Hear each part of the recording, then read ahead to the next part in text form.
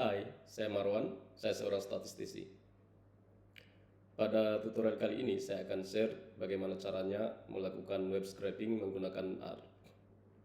Buat kalian yang belum familiar dengan istilah web scraping itu adalah suatu teknik mengumpulkan data dari suatu website dengan cara mengekstrak data-data atau informasi dari website tersebut.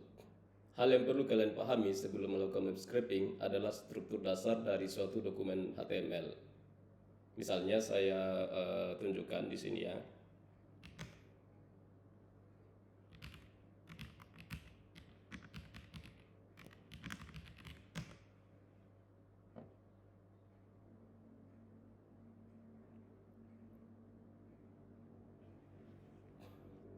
Nah, kita bisa lihat di sini ya. Ini adalah gambaran suatu dokumen HTML.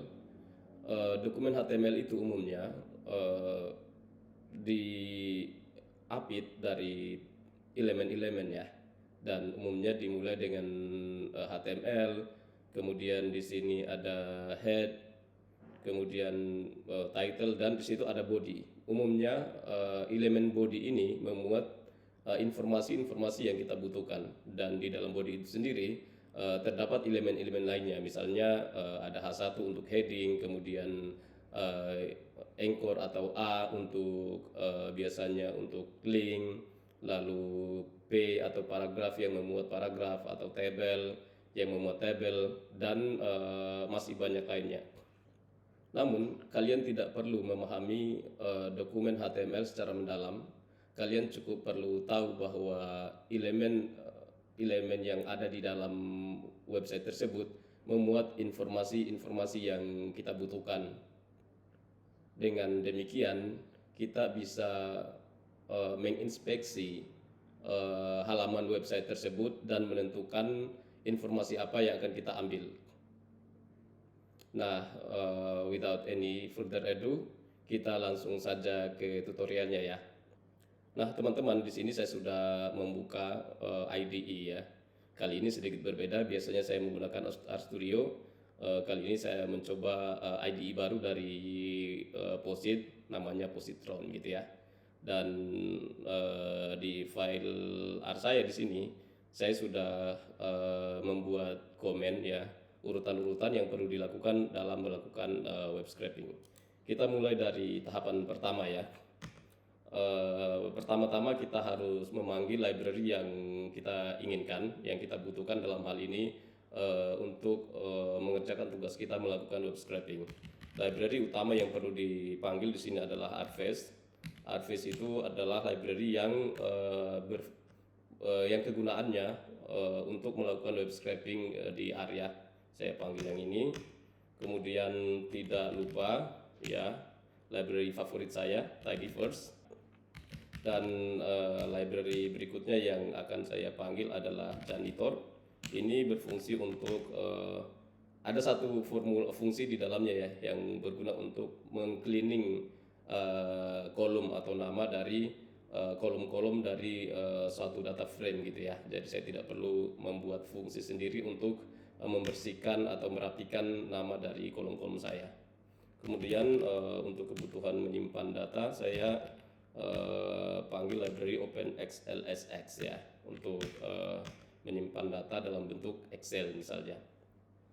Kemudian tahapan selanjutnya kita perlu menentukan link website yang akan kita gunakan untuk kita lakukan web scraping.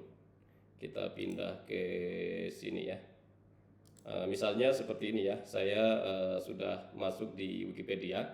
Nah, di sini ada data yang akan saya praktekkan untuk web scraping. Daftar kota di Indonesia menurut jumlah penduduk gitu ya. Saya hanya perlu mengcopy link dari web ini, dari halaman ini, dan saya paste di IDE saya. Kemudian saya namakan misalnya link di sini, dan saya paste di sini gitu ya. Kemudian saya panggil. Di sini sudah muncul link yang saya butuhkan. Langkah berikutnya kita perlu membaca atau mengimport halaman dari website ini ya. Caranya cukup mudah. Misalnya saya namakan page, kemudian saya read di sini, read HTML gitu ya. Bisa tentukan linknya gitu. Oke, ini linknya sudah berhasil tersimpan ya, dan sudah muncul di sini page-nya gitu ya. Artinya sudah dibaca dengan sempurna gitu. Nah, kita masuk ke tahapan selanjutnya, yaitu kita menentukan elemen-elemen HTML yang akan kita ambil. Nah, di sini seperti saya jelaskan tadi, kita harus bisa menentukan sebenarnya informasi-informasi itu berada di elemen apa gitu ya. Caranya cukup mudah, kita hanya perlu klik kanan. Misalnya di sini saya akan mendemokan ya, saya mau mengambil dua paragraf ini gitu ya. Umumnya kita sudah bisa tebak sebenarnya ya, kalau kita sudah familiar dengan dokumen HTML, bahwa ini pasti berada di p tag gitu ya, atau elemen P gitu, dalam hal ini paragraf. Tapi untuk keperluan praktek kita inspect dulu. Caranya seperti itu ya, klik kanan, kemudian ada pop up di situ paling bawah ada inspect gitu ya, seperti yang saya contohkan tadi. Nah, di sini sudah muncul sebenarnya. Kita bisa mengklik button yang ini untuk nah ini dia muncul ya, dan benar tadi ya di P gitu. Nah, saya kembali ke IDE saya dan saya tuju elemen P tadi gitu ya. Misalnya saya mau namakan paragraf gitu ya, paragraf, atau pakai bahasa Indonesia aja. Oke. Kemudian nama page-nya, lalu saya tentukan HTML elemennya, dalam hal ini HTML elements gitu ya. Ingat ya, yang pakai S ya, agar semua elemen P tadi bisa terbaca. Kalau yang tanpa S di sini biasanya hanya yang pertama saja yang akan di load gitu ya. Dan saya klik misalnya, kemudian saya tentukan P. Ya, simple seperti ini sebenarnya. Hanya kita tentukan saja P-nya gitu ya, atau elemennya gitu. Kemudian saya tentukan untuk mengambil teksnya misalnya, yaitu HTML text. Nah, dengan sintak ini saja saya sudah bisa memperoleh informasi tadi. Nah, ini dia sudah muncul ya. Misalnya saya coba print ini, munculkan di konsol misalnya, paragraf. Nah, ini sudah muncul ya teman-temannya. Nah, bisa kita bandingkan dengan yang ada di halaman Wikipedia tadi. Indonesia memiliki 98 kota dan kota administrasi. Coba kita bandingkan. Nah, Indonesia memiliki 98 kota dan kota administrasi, itu untuk paragraf pertama, dan paragraf yang kedua, Jakarta sebagai satu-satunya kota setingkat provinsi di Indonesia merupakan kota dengan jumlah penduduk terbanyak. Kalau kita lihat di Wikipedia-nya, oke. Jadi benar ya, paragrafnya hanya ada dua itu, dan kita berhasil meload dua paragraf itu dengan sempurna gitu. Tapi tujuan kita di sini bukan untuk memanggil paragraf ini sebenarnya ya, tapi kita memerlukan data di tabel ini gitu ya, kota dan kota administrasi menurut jumlah penduduknya gitu ya. Oke, kita lanjut lagi ya. Nah, sebenarnya di sini tanpa saya inspect pun saya sudah bisa tebak gitu ya, bahwa ini adalah tabel gitu. Tapi kalau kita mau memastikan lagi, kita coba inspect. Saya geser ini sedikit, geser sedikit, kemudian saya cari gitu yang ada tabelnya, tabel. Nah, kemungkinan yang ini nih, coba saya klik tabel ini mungkin ya. Oke, benar ya, dan ini gitu. Nah, yang perlu kita ketahui juga, jadi selain dengan elemen HTML, kita juga bisa merujuk elemen HTML itu dengan menggunakan CSS gitu. Biasanya kalau teman-teman pernah atau googling gitu ya tentang HTML elemen, biasanya setiap elemen-elemen itu ada yang memiliki ID atau kelas. Bedanya di ID dan kelas itu, ID biasanya untuk menandai satu elemen saja. Kalau kelas biasanya untuk bisa digunakan, kelas yang sama bisa kita gunakan untuk beberapa elemen yang berbeda. Nah, ini untuk keperluan melakukan styling di CSS ya. Jadi selain dengan HTML elemennya, kita juga bisa merujuk ke CSS-nya gitu, kelas dan ID-nya gitu ya. Nah, kita kembali ke topik. Tadi tabel sudah saya ini ya, saya langsung saja masukkan ke IDE saya ya. Tadi ini sudah muncul. Kemudian saya mau ngambil tabelnya gitu. Misalnya saya namakan tables gitu ya. Kemudian tahapan juga sama, page, lalu saya panggil HTML elemennya, HTML elements. Oke, kemudian di sini saya ketikkan table gitu ya. Dan saya kalau di tahapan sebelumnya tadi karena yang saya butuhkan adalah teks, maka saya panggil HTML text di situ. Di sini karena yang saya butuhkan adalah data-data dari tabelnya, saya bisa langsung memanggil HTML table gitu ya. Table. Nah, ini dia. Oke, kita panggil. Nah, ini sudah muncul ya. Kita coba inspect dulu tabelnya. Saya copy dan tampilkan di konsol. Nah, ini dia. Sesimpel itu ya, datanya sudah ada. Namun karena di dokumen website ini ada beberapa tabel, ya ini tabel pertama gitu ya. Kemudian tabel yang kedua yang ini ya, yang 20 kota inti. Dan ini juga adalah tabel gitu ya. Tapi sebenarnya kita tidak butuh dua tabel terakhir ini. Kita hanya membutuhkan tabel pertama ya, dan kita bisa pastikan di sini misalnya seperti ini, length dari table tadi gitu ya. Nah, ini ada 4, artinya memang benar ada 4 tabel yang berhasil kita load, dan saya hanya membutuhkan tabel pertama saja ya. Caranya cukup simpel, saya hanya perlu merujuk ke tabel pertama tadi karena ini list. Misalnya saya namakan tabel 1 ya, seperti ini. Kemudian saya hanya perlu merujuk ke indeks yang pertama saja gitu ya, tables, kemudian 2 kali seperti ini, kemudian 1 gitu ya. Dan saya panggil. Nah, ini tabel saya sudah muncul di sini. Saya bisa main indeksinya di sini ya. Oke, sudah muncul di menu view saya. Nah, teman-teman, sepertinya untuk sebenarnya untuk keperluan web scraping saja sudah cukup sampai di sini ya. Namun apabila kita perhatikan, kan kita membutuhkan data yang siap ya. Artinya data yang berasal dari web itu umumnya tipe datanya tidak sesuai dengan yang kita inginkan. Contohnya seperti ini ya. Visualisasi data Kemendagri ini yang semestinya kita butuhkan adalah integer misalnya, tapi di sini masih berupa string. Artinya kita tidak bisa melakukan kalkulasi lebih lanjut gitu ya. Kita harus rubah dulu ini ya, tipe data ini ke integer gitu. Kemudian sama juga data yang 2015 juga seperti itu ya, masih berupa string. Dan apabila kita inspect lebih lanjut, nah ini kemungkinan ini kesalahan ya. Sepertinya ada angka 0 yang hilang juga di sini.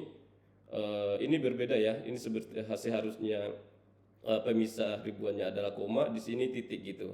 Nah, tidak ada konsistensi di situ ya. Dan umumnya data-data yang kita peroleh dari web memang seperti itu, dan ini kita harus handle dulu ya. Dan kita coba cleaning, sepertinya polanya sama. Kalau yang ini sudah benar sepertinya data 2023, kita hanya perlu merubah. Ini juga nih, ada yang pakai dot, ada yang pakai koma, kita perlu rapikan dulu ini. Kemudian yang ini pemisah ribuannya juga masih banyak yang tidak sesuai semestinya gitu ya. Kita kembali ke file utama kita, saya pindahkan ini ke bawah.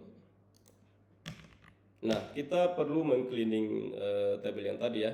Kalau kita lihat lagi di sini namanya belum sesuai ya, belum rapi ya. Saya perlu rapikan menggunakan janitor misalnya. Seperti itu. Kemudian tabel 1. Nah, apabila teman-teman bingung ini simbol apa, ini namanya chaining ya. Di R semenjak R4 versi 4 ke atas itu dia sudah ada built-in chainingnya. Jika kita tidak mau menggunakan chaining, kita bisa lakukan seperti ini misalnya. Saya kasih opsi pertama ya, misalnya seperti ini, kemudian clean names gitu ya. Ini bisa bekerja ya, dan saya prefer seperti ini. Tapi kalau misalnya teman-teman tidak familiar dengan chaining atau pipe gitu ya, ini bisa dibuat seperti ini ya. Clean names gitu ya, kemudian table 1 nama objeknya gitu. Nah, ini opsional saja ya teman-teman. Tapi kalau hanya untuk sintak yang sesingkat ini tidak masalah dibuat langsung tanpa chaining. Tapi ketika tahapan prosesnya itu sudah sangat panjang, saya rekomendasikan menggunakan chaining gitu, karena akan sangat repot mentrace kode sintak yang teman-teman buat jika tidak menggunakan chaining gitu ya. Nah, kemudian biar kita konsisten, kembali kita menggunakan chaining table 1, kemudian clean names gitu ya. Saya panggil. Apabila saya inspect lagi datanya, nah ini sudah clean ini ya, tidak ada spasi lagi di nama kolomnya. Semua spasi yang ada tadi janitor dengan fungsi clean names tadi merubahnya menjadi underscore ya. Kemudian saya kembali, saya pengen namanya ini lebih singkat ya. Katakanlah ini saya namakan data 2023, kemudian yang kolom yang ini data 2015. Nah, berarti saya perlu merename gitu nama kolomnya ya. Saya panggil lagi gitu ya. Kemudian table 1. Nah, di Tidyverse sudah memuat banyak fungsi di dalamnya untuk proses data wrangling gitu ya. Dalam hal ini kita mau merename atau select filter semuanya terdapat di Tidyverse. Nah, buat kalian yang menginginkan tutorial lebih dalam, misalnya silakan komentar saja. Saya akan dengan senang hati menjelaskan Tidyverse gitu ya. Nah, kita lanjutkan. Karena saya ingin merename, saya panggil fungsi rename di situ, rename.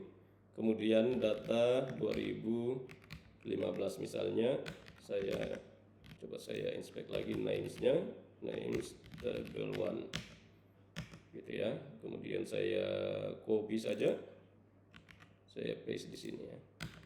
Oke, kemudian kita berikutnya kita rename yang data 2023, data 2023 sama dengan saya copy lagi yang ini ya, paste lagi di sini. Nah, kita panggil, kita cek lagi. Nah, ini sudah rapi ya untuk nama kolomnya, data 2023, data 2015. Sekarang kita perlu mengkonversi string ini menjadi integer gitu ya, atau tipe data numerik. Ini sudah benar, tapi sepertinya saya tidak membutuhkan kolom ini ya. Saya hanya membutuhkan kota dan provinsinya, kemudian data 2023 dan 2015. Jadi saya tinggal drop saja gitu ya kolom urutan ini. Saya panggil lagi table 1, kemudian table 1 sama juga, kemudian kita chain lagi. Berikutnya saya select gitu ya. Kalau misalnya saya tinggal menentukan kolom-kolom ini saja ya. Tapi jika misalnya daripada saya mengetik semua ini, saya hanya perlu mendrop ini saja. Misalnya saya cukup berikan simbol negatif di situ, kemudian urutan gitu ya. Otomatis dia akan memilih atau menselect selain urutan ini gitu ya. Saya coba panggil lagi dan kita cek. Nah, itu dia sudah hilang ya. Nah, selanjutnya kita coba cleaning data 2023 dan data 2015. Saya cek dulu yang 2023, sepertinya tidak ada inkonsistensi untuk pemisah ribuannya di sini. Dalam hal ini 3 digit di belakang semuanya benar, dipisahkan dengan koma. Oke, saya coba bersihkan data yang 2023 dulu ya. Table 1 lagi, kemudian table 1 saya chain lagi. Berikutnya saya panggil fungsi mutate gitu ya. Mutate ini untuk mentransformasi suatu kolom gitu ya di dalam data frame. Misalnya data 2023, kemudian saya panggil fungsi untuk membersihkan atau merubah tipe string tadi menjadi numerik. Ada fungsi namanya parse number gitu ya. Kemudian saya tentukan lagi data 2023. Lalu di sini kita bisa menentukan pemisah ribuannya. Misalnya untuk lebih jelasnya saya panggil menu headnya, kemudian parse number, biar teman-teman bisa lihat di situ ya. Oh sorry. Nah ini sudah muncul ya. Saya geserin sedikit. Lokal. Nah saya perlu menggunakan fungsi argumen lokal di sini misalnya ya. Kemudian saya tambahkan lokal. Oke, sama dengan kemudian panggil lagi fungsi lokal di situ. Lokal, oke. Kemudian saya tentukan pemisah desimalnya dari koma menjadi saya hilangkan gitu ya, biar dia menjadi number gitu. Nah, yang saya butuhkan adalah yang ini, gitu ya, grouping mark. Dan secara defaultnya sebenarnya ini juga ya. Coba saya panggil grouping mark, kemudian saya tentukan gitu ya, untuk biar teman-teman bisa bedakan gitu. Oke, parse number saya cek lagi. Nah, di sini sudah berhasil kita converse gitu ya. Dan di sini sudah double gitu, artinya datanya sudah berupa numerik sekarang. Dan tidak ada yang missing sepertinya ya. Nah, sekarang kita mengadres kolom yang data 2015 ini. Tahapannya juga sama ya. Tabel 1, kemudian tabel 1, saya chaining lagi, mutate, kemudian data 2015 ya. Juga fungsi yang dipanggil sama parse number gitu ya. Wait, di sini sepertinya ada yang lupa ya. Nah, karena ini kita perlu rapikan dulu. Setiap yang karakternya 5 di sini ya, dotnya juga terhitung 1 2 3 4 5. Kita perlu tambahkan 2 angka 0 di situ ya, biar konsisten angkanya. Kemudian ada juga yang ini yang 6, kita perlu tambahkan 1 angka 0 di situ, biar semuanya 3 angka di belakang pemisah ribuan gitu, agar datanya konsisten ya. Kalau yang lainnya sepertinya sudah. Oke, berarti kita harus mengadres problem yang itu dulu gitu ya. Nah, caranya cukup nggak bisa dibilang simpel juga sih sebenarnya ya. Teman-teman hanya perlu mengikuti aja di sini. Sekarang karena tadi tipe datanya baru masih berupa string, saya misalnya mau menggunakan fungsi string di situ ya. Karena saya mau melihat lengthnya tadi ya. Jika lengthnya tadi hanya 5, maka saya tambahkan 2 angka 0 di belakangnya. Jika 6, saya tambahkan 1 angka 0 gitu, biar konsisten 3 digit di belakang pemisah ribuan gitu ya. Jadi str length, kemudian data 2015, kemudian saya tentukan str length. Nah, kalau misalnya tadi lengthnya itu 5 gitu ya, maka saya perlu paste 0, kemudian data 2015, saya tambahkan 2 angka 0 di belakangnya seperti itu.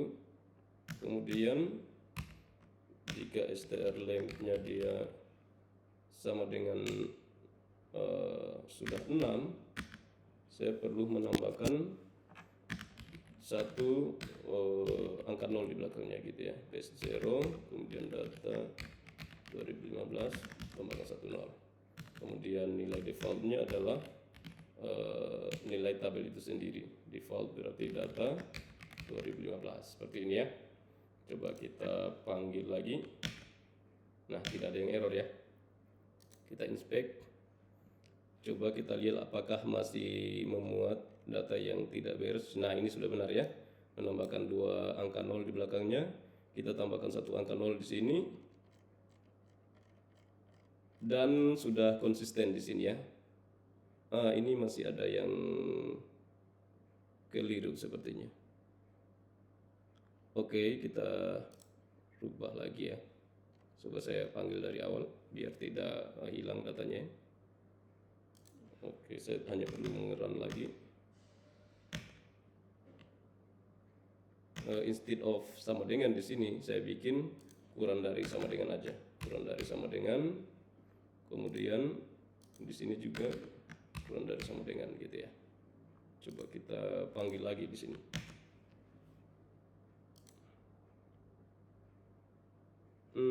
Sepertinya masih ada yang bermasalah juga ya. Ini masih 4 digit di belakang nilai desimal. Coba saya lihat lagi.